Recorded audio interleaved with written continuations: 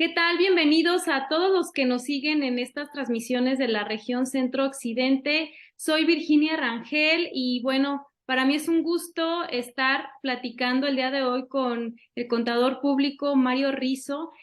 Buenas noches y ¿cómo está, contador? Muy bien, Vicky. Muy buenas noches. Aquí desde Guadalajara saludándolos. Y bueno, para mí es un placer y un honor platicar contigo de temas relevantes de mi libro y para lo que gustes. Así es, y bien, pues el día de hoy vamos a hablar de una de las tantas obras que tiene el contador y va a ser el tema abrir en caso de emergencia. Les voy a platicar a grandes rasgos un poquito de nuestro invitado del día de hoy. Él es contador público certificado por el Instituto Mexicano de Contadores Públicos, maestro en impuestos. Es egresado del programa AD2 del IPADE y del programa Consejeros en Acción.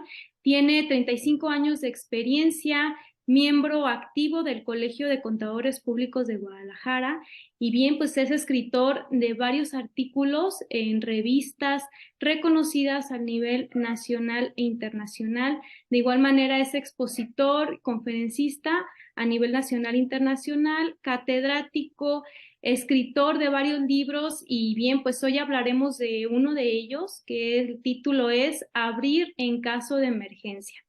Y bien, autor Mario Rizo, este libro, pues les doy un preámbulo muy general. Es una guía para el emprendedor, el empresario, el profesionista, el cual puede consultar y llevar a cabo como un manual para llevar a cabo sus actividades en la empresa, ¿no? Y enfocado pues a la empresa familiar, ya que bueno, sabemos que más del 90% o un 90% hablando estadísticamente de las empresas son familiares a nivel nacional. Un dato muy relevante que, bueno, toca en este libro y bueno, no lo diseña como este manual de consulta. Y hablando, contador Mario, de este dato de que gran parte de las empresas en México son de constitución familiar, lo que nos habla de una marcada relevancia de este sistema en la economía del país, contribuyendo pues a un porcentaje muy representativo en el PIB. ¿Qué nos podría comentar de esta estadística y de la relevancia del tema? Bueno, Vicky, sin duda, las empresas familiares son el pilar más importante de la economía a nivel empresarial en el país. Como bien lo señalas, representan el 90% de las empresas en general, un 52% del PIB y generan entre un 60 y un 70% de las fuentes de empleo. De ahí la importancia de gestionarlas y gobernarlas adecuadamente para que continúen generando riqueza y permanezcan de generación en generación. Muy importante. Y bueno, en este libro esquematiza ciertas etapas que acontece la empresa familiar y, y que tienen cierto tiempo de vida, ¿no?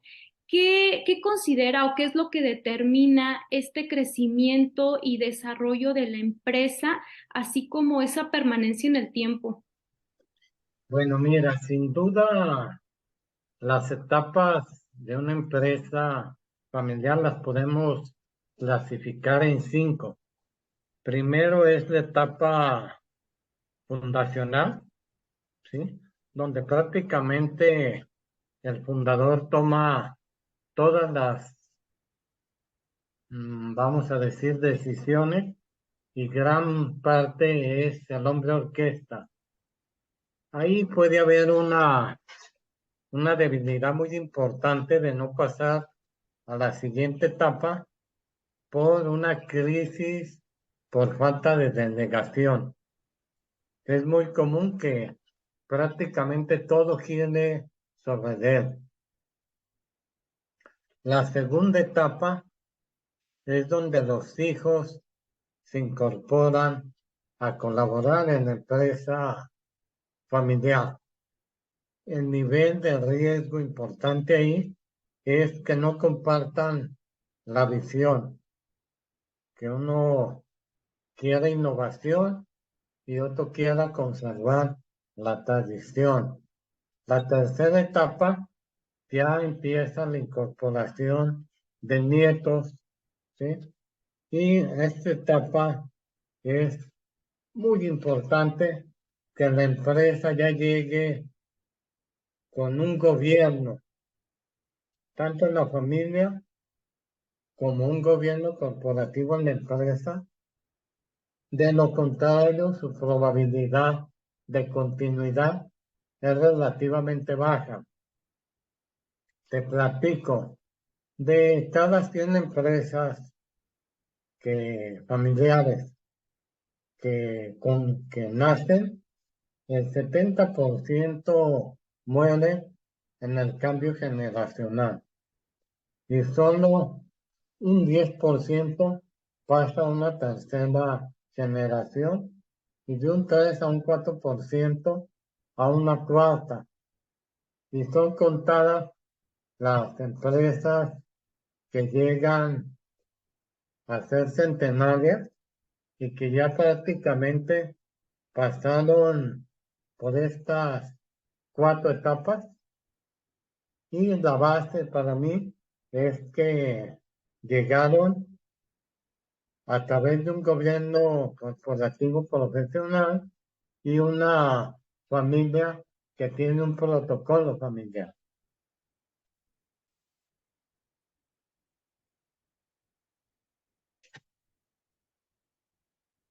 Con esto que nos comenta, queda bien claro que esa trascendencia y permanencia en el tiempo de estas empresas familiares, pues son meramente en ese cambio generacional, ¿verdad? En esa coyuntura que va de una a otra de las generaciones. Y bueno, se me ocurre ahorita, ¿qué opina de esa frase de René Descartes que nos dice, pienso y luego existo? Ahí en ese cambio generacional y en esa trascendencia que va de una a otra, que es lo que dice, va a permanecer o no la empresa, pues conlleva formas de pensar distintas de una generación a otra, culturales y generacionales.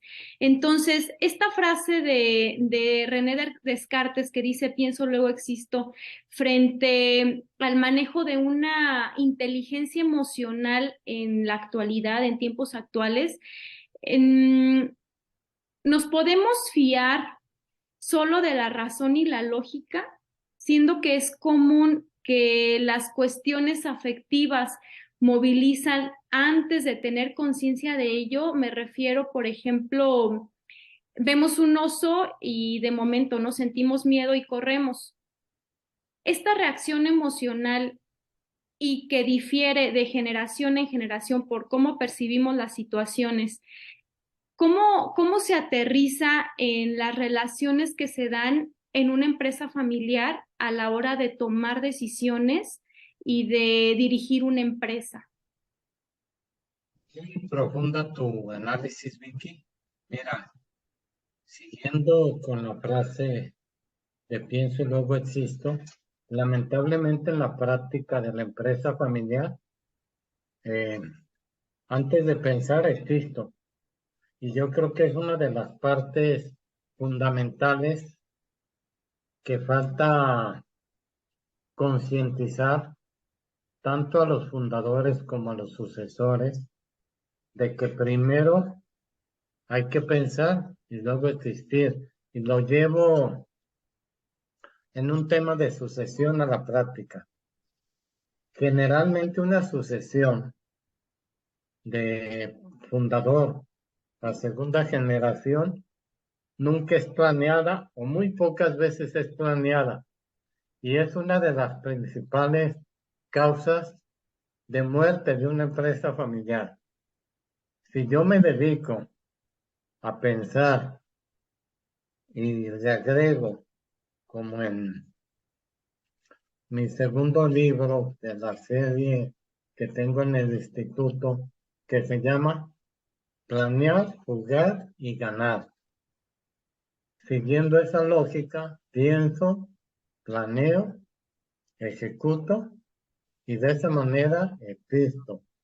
De otra forma, la posibilidad, y como bien lo señalas, de mezclar emoción o un sentimiento con una decisión que debe de ser consciente respecto de lo que es el círculo de la empresa, me puede llevar a tomar una decisión equivocada.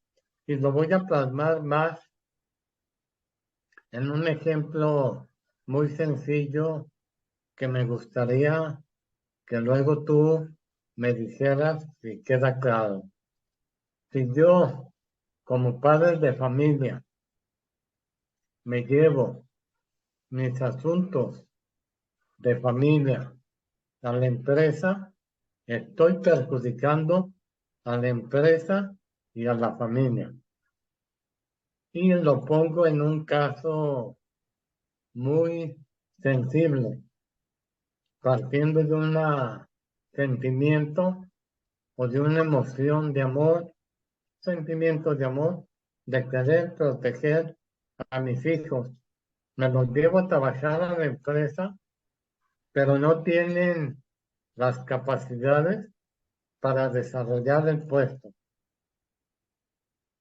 Entonces, no pensé, no tuve la inteligencia emocional para separar una situación de un sentimiento a una situación racional. Ahora la pongo a la inversa. Si yo mi familia la quiero manejar como si fuera una empresa, voy a dejar de lado sentimientos que son lo que une a una familia, ¿sí? El amor, la comprensión, la solidaridad, la ayuda mutua. Pues creo que aquí lo importante es ubicarme en qué círculo estoy. Estoy en el círculo familiar. Sí debo de darle un peso importante a los sentimientos o a las emociones. De todas maneras, pasadas con la razón. Estoy en la empresa, debo de ser racional, lógico y también, ¿por qué no? Es muy difícil separar racionalidad de emoción, pero debo de ubicarme dónde estoy y qué es lo mejor para cada sistema. Aquí está en lo que nos comenta claramente pues esa diferencia generacional cuando con un pienso, luego existo, ahora aplicando una inteligencia emocional, siento y luego existo. Ya que, bueno, los pensamientos difícilmente se pueden separar del cuerpo, ¿verdad? Las emociones y los sentimientos tienen un papel relevante en la racionalidad humana. La mente no existe de forma independiente al cuerpo. Y bien, bueno, esto es un tema pues muy extenso, muy profundo, del cual podemos sacar bastantes vertientes y bien, nada más para dejarlo aquí como pauta para ustedes que nos están viendo en esta transmisión y podamos filosofar un poco al respecto, ¿verdad? Y bueno, como última pregunta, contador Mario, ¿nos podría hacer alguna recomendación en cuanto a la estructura de la empresa familiar? ¿Cómo debería de estar estructurada para que tenga un funcionamiento adecuado y pues ajustado a la práctica actual y real? Con todo gusto, Vicky. Y mira, creo que la estructura parte, y yo soy un convencido de iniciar por institucionalizar la familia. ¿A qué me refiero con esto? A que tengan un foro de comunicación relacionado con los temas de empresa. Para esto necesitamos elaborar un protocolo familiar, que es una herramienta que permite conocernos más, establecer reglas, comunicar y tomar decisiones con relación a la empresa. En ese protocolo familiar se establece un consejo de familia que no forma parte de la estructura empresarial, pero sí es un órgano de vinculación con la asamblea de accionistas. Dentro ya de la empresa, lo recomendable es que desde que nacen, ya nazcan con un órgano de gobierno colegiado. ¿A qué me refiero con esto? La asamblea de accionistas que haga su función como órgano máximo de gobierno, celebren sus asambleas y no nada más las lleven de papel.